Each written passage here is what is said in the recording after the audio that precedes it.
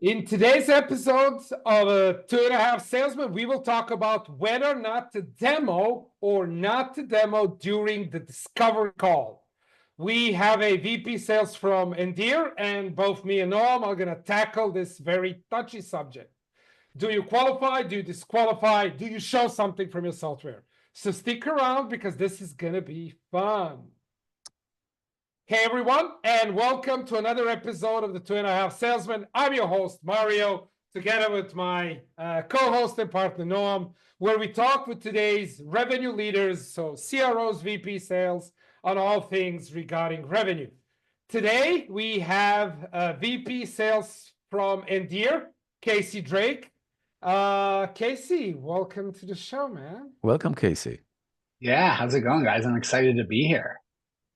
Yeah, we're doing really well. A little bit tired. Noam, you get any sirens? All good? Nothing. Well, nothing nothing happened today, thank God, and I hope it will remain this way. But there in we case it go. will, as always, I'll go to the safe room and I'll be back. We will just continue talking like you're Continue, never I'll be back. Don't worry like about you it. never existed.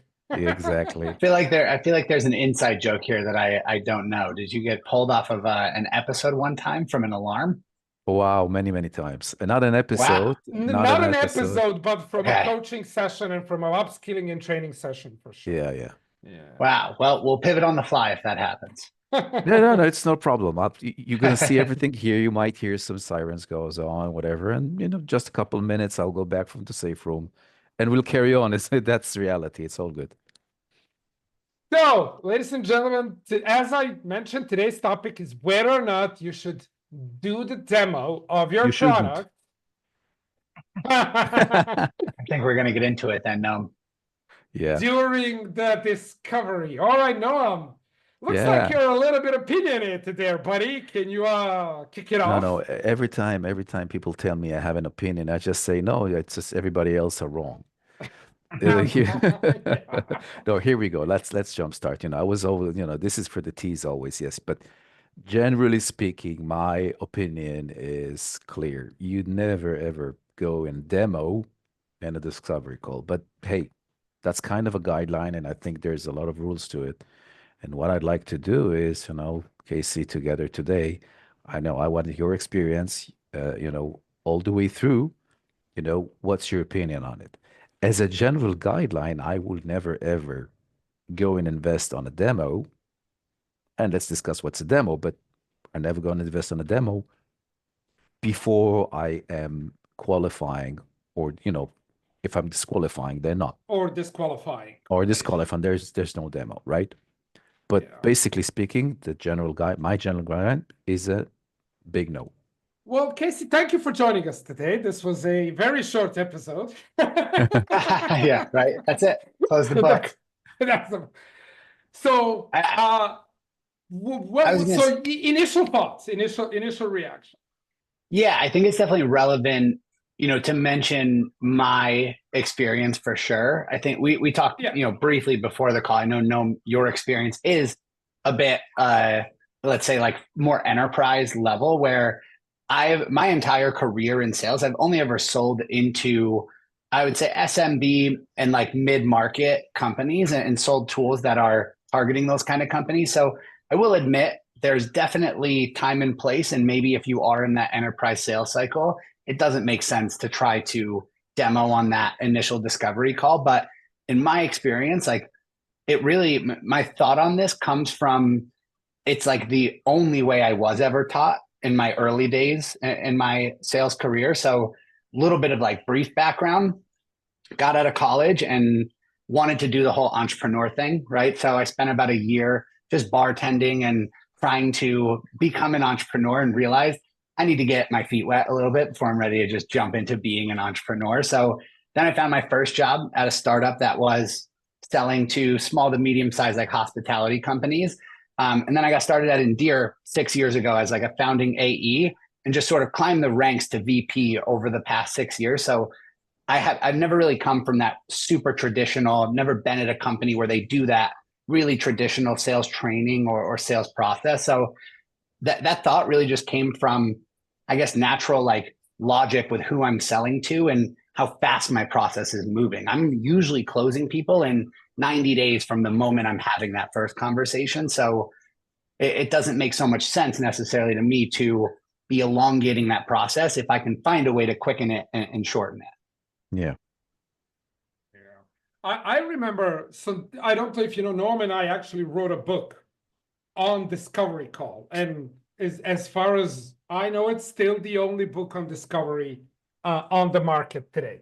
And it's on Amazon. It's called Still Underrated, The Complete Guide to Discovery. And there, I remember us having a discussion whether or not you should demo or not demo during the discovery and when this is appropriate. So I think we had a nice little table where it says size of the deal, length of the sales cycle, stuff like that. So if it's small ACV and short sales cycle, I mean, you can probably and if you fall within the discretionary budget, you probably can do both. But for me, I am with Noam here. I am always against it. I would rather spend my first 30 minutes asking deeper questions. Do you think about, I don't know when you guys wrote that book necessarily, right? And I'm not I know we don't love pointing out your age on this podcast, so I won't point out anybody's age here. But I feel like customers today are coming into calls more prepared. They're like qualifying themselves much more often. And like, I know it's a classic salesperson sort of thing, but customers get frustrated when they feel like they're being sort of interrogated in a discovery. They're like, show me your app, man. Yeah, when they feel like they're being medic too. Yeah. Well, here's the thing. I'll agree.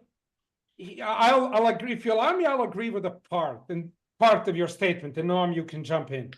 Yeah. The customers qualify themselves as an ICP, not as an opportunity. Interesting distinction. I get what you're saying. Right? So customers will come prepared. They will do a ton of research, but they will qualify themselves. Is this the right product for me to maybe somewhere down the line explore it, right? But your job as a salesperson and job of every salesperson is to qualify the opportunity. And that's why the discovery is so important. Well, Mariam, obviously, yes, I'm with you on this. We wrote the book together, so we share the same view on that one. Here's the first. Okay, but Casey, and I love it when we have different opinions, but they're not that different.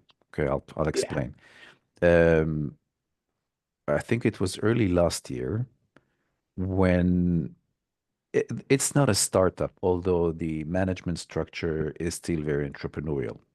Okay, so the size of the company it justifies a more bureaucratic, a more structured, I could say, approach to management. However, the management style is still very entrepreneurial. So they act as a startup, and they approached and said, we have a problem. It started off with, and they do some ratios, and the ratio between, lead to then, to a close, it's very, very low. I said, okay, let's go ahead and dig into this. So one of the processes, and Barry and myself, we digged inside. They did a full demo with the same, you could say, justification, Casey, as you presented, right? So customers come prepared, and they know exactly what they want, and they actually kind of test us. So we need to showcase the product itself and doing everything. But when I dove into this a little bit more, what I realized is that they're not really demoing. They're kind of presenting. It is not, and again, obviously you can now, there is a definition here we need to agree on. For me, a demo is, it is a tailored or full tailored presentation of a solution to a problem or a set of problems that you're facing or challenges, to be able to, if you want to overcome, in order to meet your targets, goals, or whatever. That's it. So that's a demo for me. If not, then it's just a presentation again, or it could be a different demo. So could it be that we all agree and we just call it or name it or label it a little bit different, which means there's maybe demo one or demo two. Same by the way that you have in Medic, right? Same thing. You got DM, you got Matrix 1 and Matrix 2. So Matrix 1 is the industry matrix, and Matrix 2 is the companies or the potential prospect metrics, which is mean you need to dive really deep and you need to do a discovery for that. So could it be Yeah. that we have demo one and demo two? What do you say? Yeah.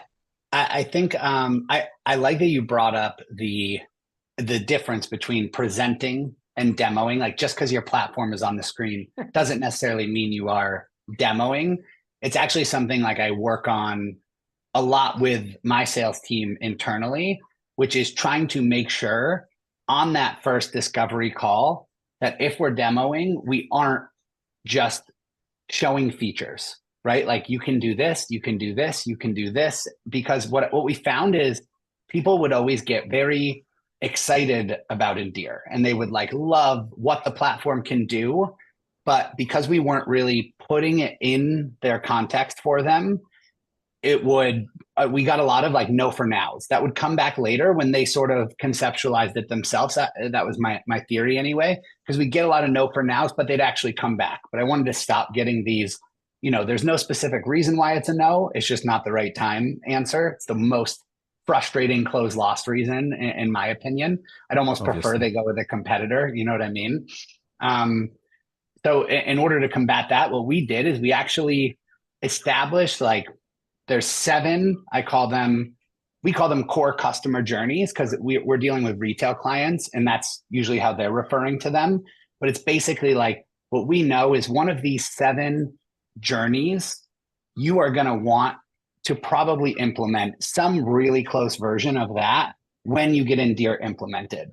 And you're probably eventually in your time with the app going to implement all of these journeys in Endear. What we want to call out on that first call, and it's the reason I call it a discovery demo, is because it's not just a demo. There is discovery on the front half of it, where your job as the salesperson is to try to dig in and land on which one of these core journeys is the most making sense for them in the situation they're in. And then you're demoing Endear in the context of that journey. And you're sort of like really, really tight in the pieces you're showing to that journey. And then knowing you can get to the rest if they have questions about it, if they want to know about it, but you don't need to just touch every piece of the platform. That is what we were doing in the beginning. And we did see like not that great of results when we were just doing that. People would fall off. Yeah. Yeah. I mean, for me, the first meeting, the discovery, right, is there pain? What are the implications of said pain? That's for me, that's number one. And then number two, what is driving this conversation? What is either a business problem or shift in the market or any business initiatives that you have as an organization? What is the mandate of whoever is the CEO of the problem, owner of the problem, to drive this change? And why are we talking here? So these are the things that I want to learn, because whenever I did sales, my assumption is my product does what my product team says my product does. Right? So showing the product itself, so demoing the feature, as Noam said, tailor-made, very specific to your use case and stuff like that. That was just a byproduct always. Byproduct of what I've learned in a meeting before. At least that's what I see. And I remember, man, I came from a different industry, landed in software head first. Like I would used to do these, it's called party sales, right? So we would call, it was B2C. We would call people in these fancy hotels and restaurants. We would give them dinner for free. And then we would sell them very expensive products after. And my demo of the product was like 3 hours long. So when I went to software, my first demo was hour 15. People have died.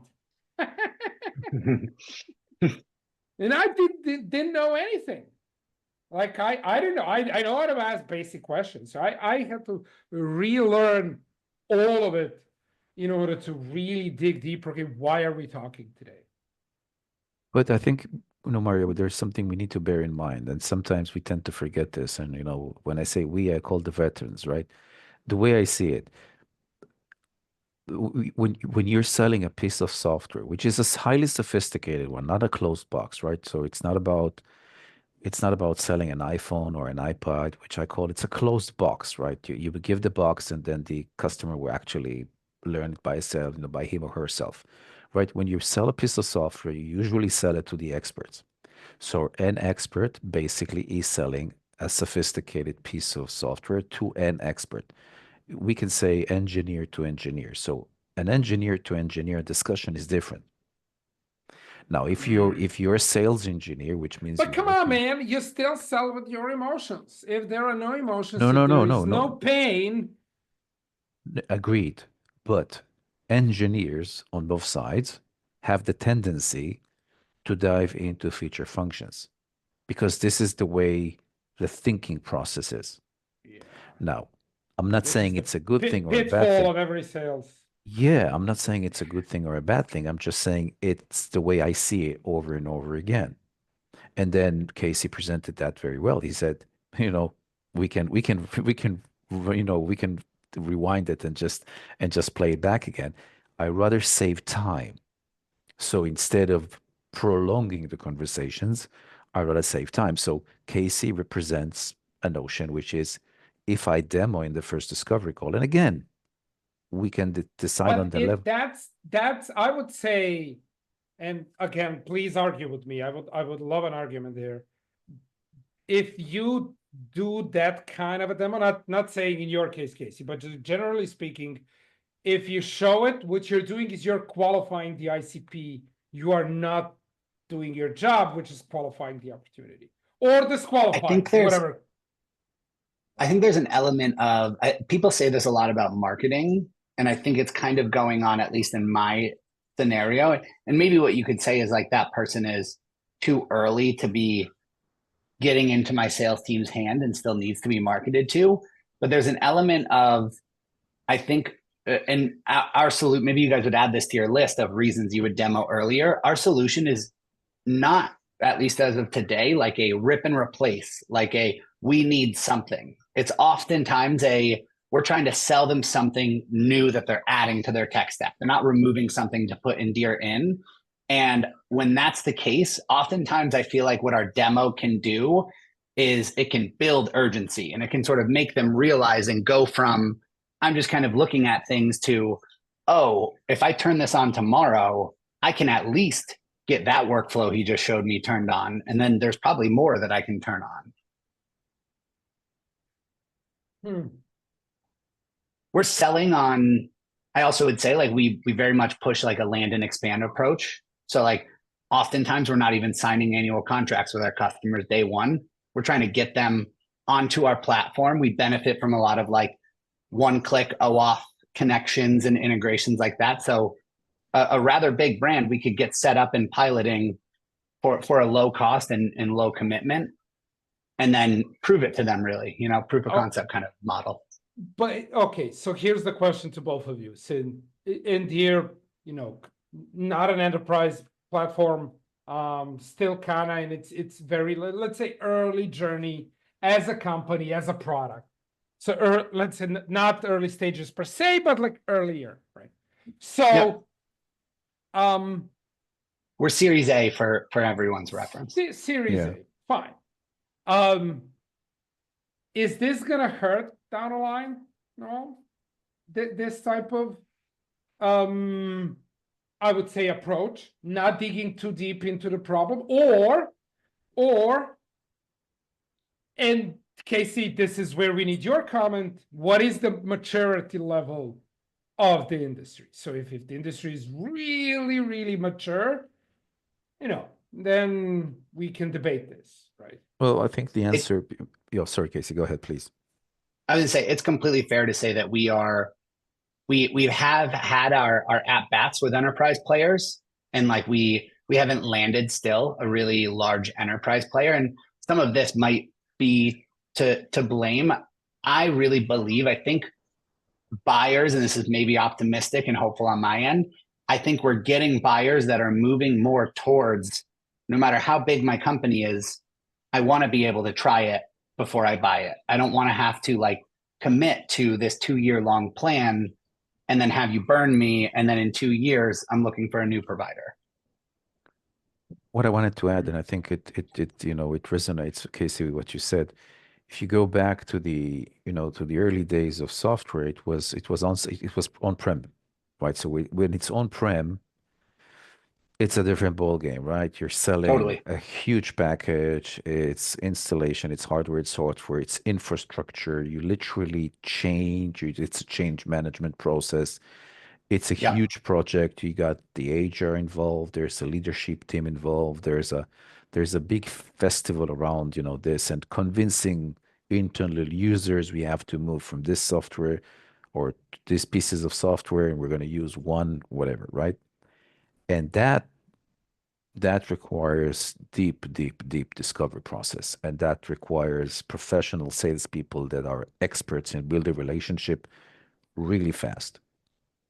Now, I worked for Oracle for a decade and a half, and then it hit me when we started selling cloud solutions. And Yep. suddenly, we're no different back then. And, it came to my understanding that we were no different than the Series A startup that came up with a brilliant solution.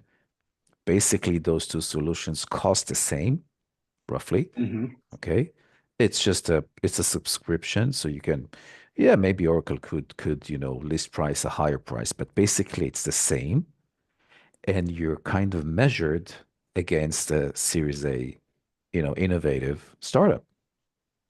So when you're as a professional salesperson that was used to building relationship, go deep because the package then would be millions.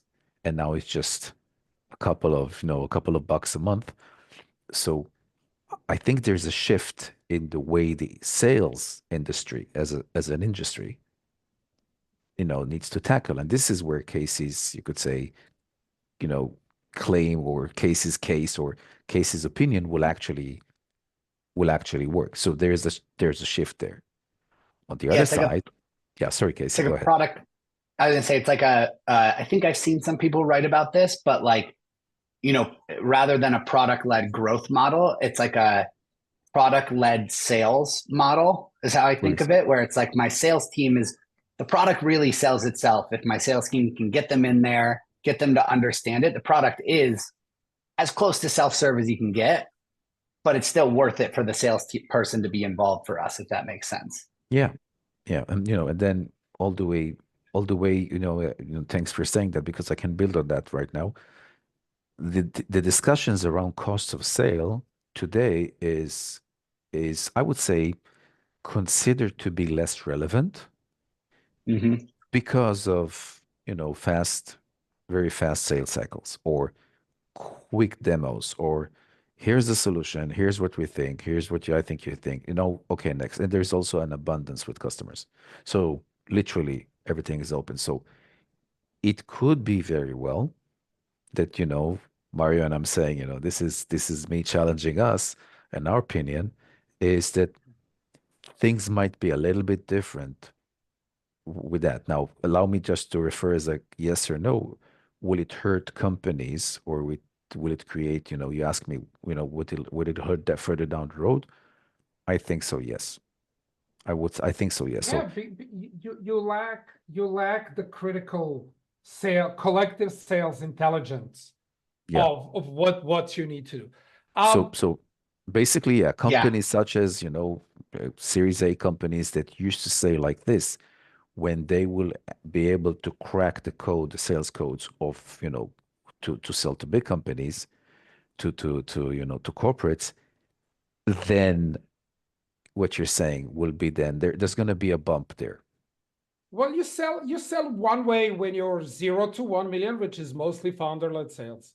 And then from 1 to 10, you sell in another way. So you need different systems and processes. And once you get to 10 million and you want to scale up to 100, then Different it's a story. completely different ballgame. Just a tiny touch back to the topic, demo or not to demo during discovery.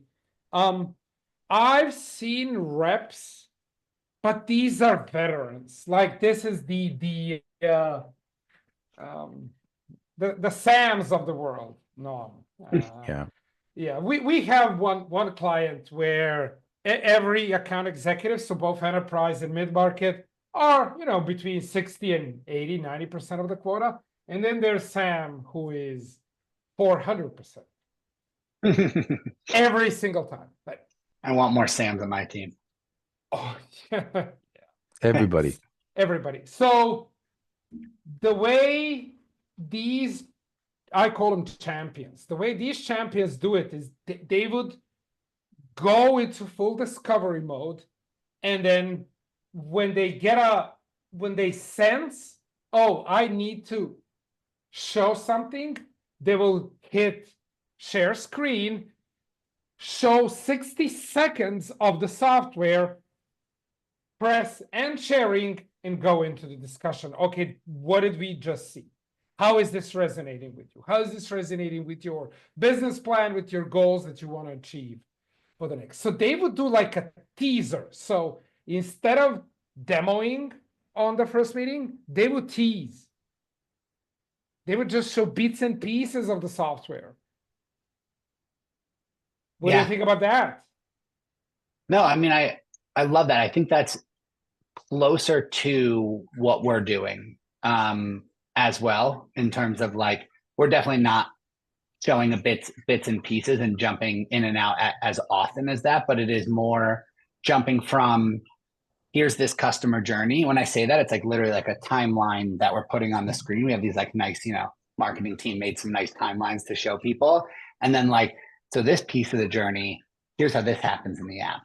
And it's just like, that's how you would make that happen. And then I try to sort of tell my team to connect that out to what, like, can you see how this would apply to any idea you have? Like, this is the idea we're talking about on this demo that I've sort of pegged for you. I have my team do this, like their demo prep. I have it like, I call it hypothesis forming, which is like, put yourself in the shoes of someone shopping at that brand. Go to their website. What products do they have? How expensive are their products? Like, what do you think is a workflow that would make sense for a customer shopping at that brand? And like, that's what they're going into the call with, sort of.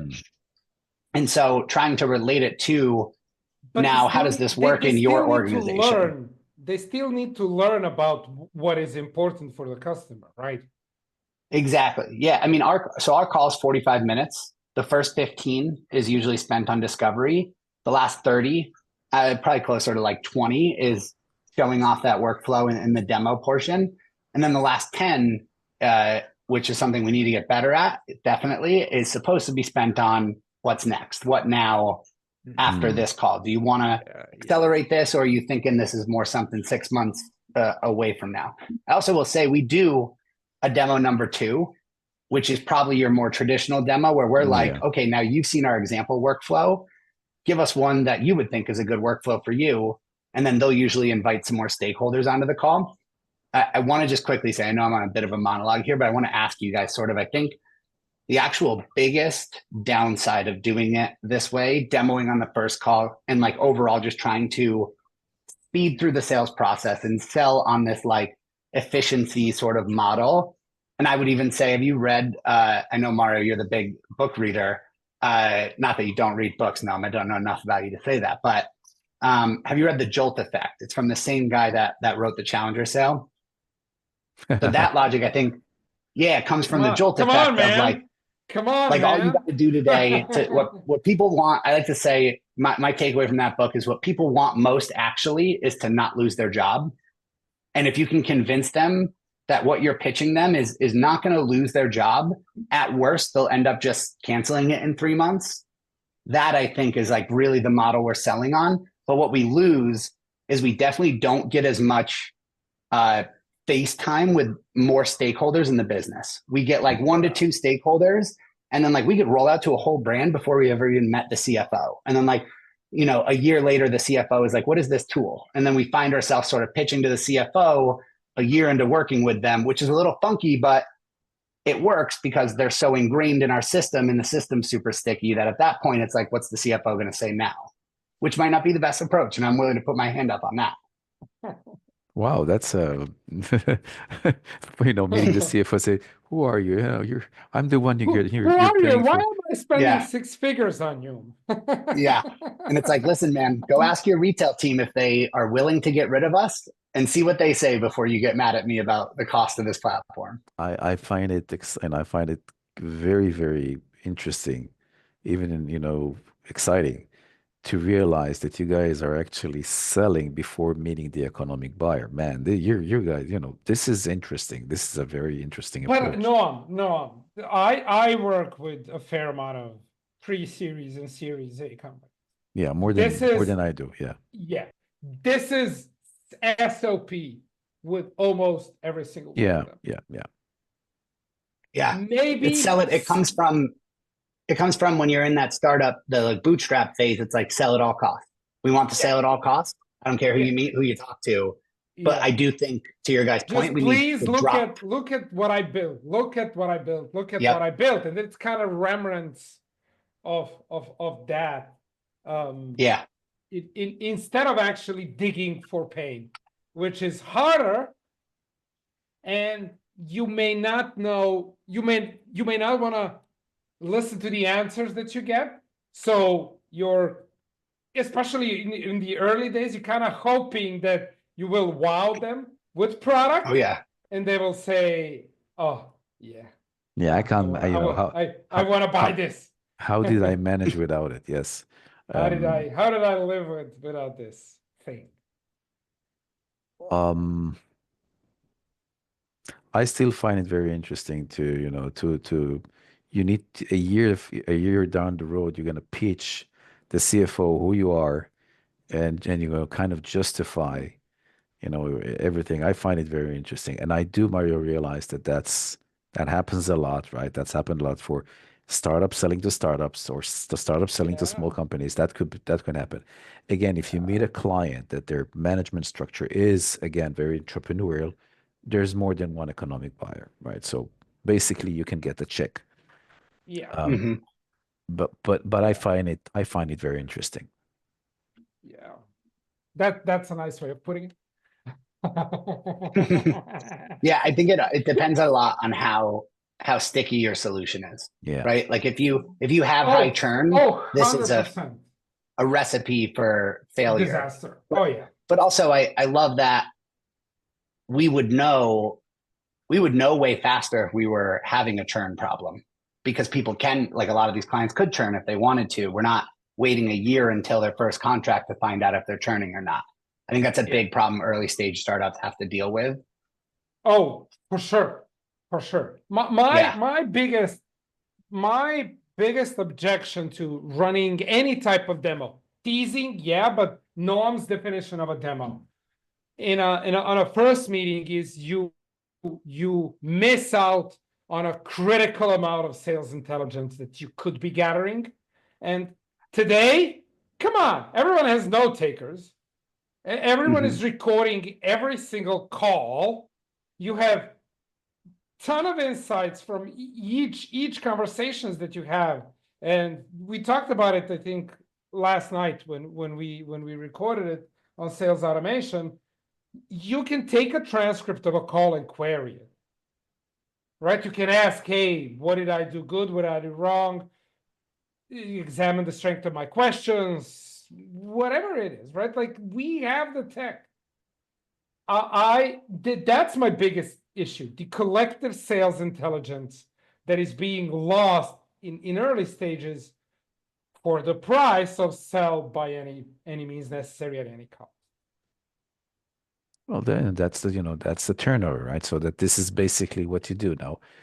in case you need to build, you need to grow fast, or you need to increase your customer base really quickly, then that approach will be good. The only thing is that, in terms of a roadmap, and this is sales strategy, right? In terms of a roadmap, you know, once you get to the number, whatever the threshold is, but you're going to change the model and things are going to be different. And then you will end up eventually, with a need to own, as from a sales perspective, to own the ability of gathering sales intelligence. Without it, you're not going to be able to grow, or to grow from a certain number to whatever. Can I ask you guys, when you say sales intelligence, could you dig into that term? Because it Yeah. feels like a big bucket, right? Oh, Yeah, it is. It is. It's a huge, it's but a it's not a giant bucket. bucket. It's not a bucket. It's a It's not building. a bucket. No, It's a no, building. it's like a warehouse. Um, think of it this way, a lot of salespeople, and this is again, we're talking about building relationships. People have the tendency, or salespeople have the tendency to get to know customers on a personal basis.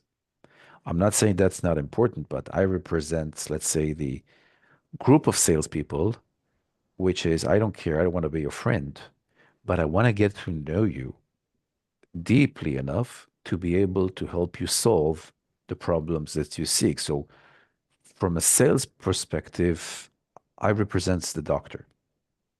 So, even if you didn't approach me and I approached you as a doctor, okay, from a doctor's perspective, I'd like to get you to know you intimately to be able to help you solve the problem. Or again, it's not me creating problems, but I'd like to navigate this discussion in this way. So, sales intelligence for me is everything I need to know, everything, absolutely everything. So, that will be information, insight, triggers, whatever, right? To help me basically solve or help you achieve the set of goals you wanted to achieve. And that I believe that I can help you with using the specific product. This is for me sales intelligence. So, I need to scan the organization. I need to map it. I need to get to know significantly a fair large number of stakeholders or key players. I need to know their interdependency and their influence levels among each other. So, and in order to do that, I'm basically becoming kind of my client, organization's doctor. Mm-hmm. So basic, from a supporter to advocate to a champion. yes, Yeah. yeah. And Yeah, again, obviously that's what you want to do. the motivation is closing. The motivation is my compensation package. Obviously, that's the motivation. However, the mean of doing it is to be able to become a very significant partner to work with. And that's for me represent. I can only do that with achieving a lot of sales intelligence. There's no other mean to doing that. It doesn't mean I can't close with less effort, but I'm saying basically, or less data. or less data. Okay, and there's the question: how much data do I need to close, right? And then that's a different Correct. podcast. But in terms, Casey, of what you're asking, basically for me, it will be the 100% information, not 200, but not 90. It will be the 100% information that I need to be able to do that. Basically, that's the way I define, sales intelligence. Have you guys ever, Mario, do you want to, before I just jump in with another question? I don't know No, if you want to jump in. For me, it's everything you need to learn about the problem and the consequences of the problem, and why are we talking today? Like, what is the business initiative, and why now, and why you? Like, why are we talking today, and why I'm talking with you specifically? Unless you are a junior analyst that the senior guys has said, hey, get on this call. In that case, you and I will not have a conversation. Yeah. Yeah. How much do you think it is on the salesperson to be able to, I guess maybe this is what you guys are saying, but to be able to provide that information and that answer. Because I almost feel like we are sort of like, we're collecting all of this. Like sometimes I feel like our sales process would actually be better described as the full experience is not a 90-day close. It's like 90 days until they start paying for some subscription level of our product to start using it. But actually, like we're still selling and closing that person. They just happen to be making subscription payments this whole time for some smaller chunk of their company. We're closing them and not actually really signing that full contract till probably 9 months. 6 months is the best case. Like they do a 3-month pilot, and then at that point they're like, we're ready to roll. So 6-month total close, but like 9 months from the first demo to the actual close. But it's like we're building that sales intelligence and learning some of these things as we're proving it to them in a way. Well, the sales process itself has 3 parts. Number 1 is mutual discovery, which is I want to see if this is the right opportunity for the company, and the prospects need to see if this is are you going to solve my burning problems. Second is mutual evaluation, right? So this is either the technical case, business case, all of these things, right? Are we a fit when it comes to the product itself? And then the third part of the sales process is implementation, however long that lasts. So when we come in a company and salespeople, I always ask, when does the sale end from your side? And when they sign a contract, I know we have a problem, because they're not thinking about implementation. They're only thinking like 2/3 into the entire sales process. By the way, I know it's a topic for a different podcast, but after you got the signature, so you got the PO, this is where then, tension is gone. Literally, there's full cooperation. This is where you can get, and to a whole other level of intimacy. And this is where you can guarantee proper implementation and proper usage and high satisfaction, and this is basically where you need to put your effort in as a salesperson. As a salesperson. I'm not talking as a customer success function, which is again the function that needs to lead at this point. But usually salespeople get to evaporate. I've been a part of companies, and I've consulted in companies where once the deal is signed, salesperson is forbidden, I'm using this word correctly, of talking with the customer. And I'm like, no, this is crazy. No, but I like, Casey, what you presented. You're saying, we're selling, so we get subscriptions, but, I'm happy that you see that, that you share with us that you basically continue, to further gather sales intelligence, so this is discovery. So your discovery process is actually keep on going. Discovery never ends. Discovery Yeah. never ends. Yeah. Discovery never ends. All right. So we are getting close to the end of the podcast. I think to the end of the episode, at least. This was a really fascinating conversation. I mean, me and Noam are very opinionated on this topic, as you can probably tell. No, I'm not very opinionated, but may I share something? Oh, we're gonna have a share screen in a podcast. This is a first. Yeah. This is a Nice. slide. This is a slide taken from one of the courses that we do. And I found this. I found this. Can't believe you did that, man. Yes. You see? No discovery, no demo, right? So that's my opinion, and everybody else are wrong. But I'm open. I'm open. This is something I have been pressed on since almost like day one at Endear. Even our co-founders that like aren't sellers themselves, but just have read their fair share of LinkedIn posts and Twitter posts and are like, should we not be demoing on the first call? And I've always had to defend that since day one. So yeah. I was happy to come on and do so. Yeah. Awesome. Casey, thank you so much. This was I hope this was a fun conversation for you. Very fun. Yeah. And so at every end, we give our guests 30 seconds to plug something. So if you have something to plug, your company? Are you hiring maybe? Whatever it is, 30 seconds, go wild. Yeah, I mean, now that I am starting to become more established, I guess, in my career, I'm trying to post more of my thoughts and these hot takes and opinions on LinkedIn. So I just ask everybody listening to go follow me on LinkedIn, connect with me on LinkedIn, put in the connection, please, that like you heard me on this podcast, because I try not to just accept every single random connection I get. So I will accept you if you put that in there. But yeah, connect with me on LinkedIn, comment on my post, argue with me like Noam and Mario did.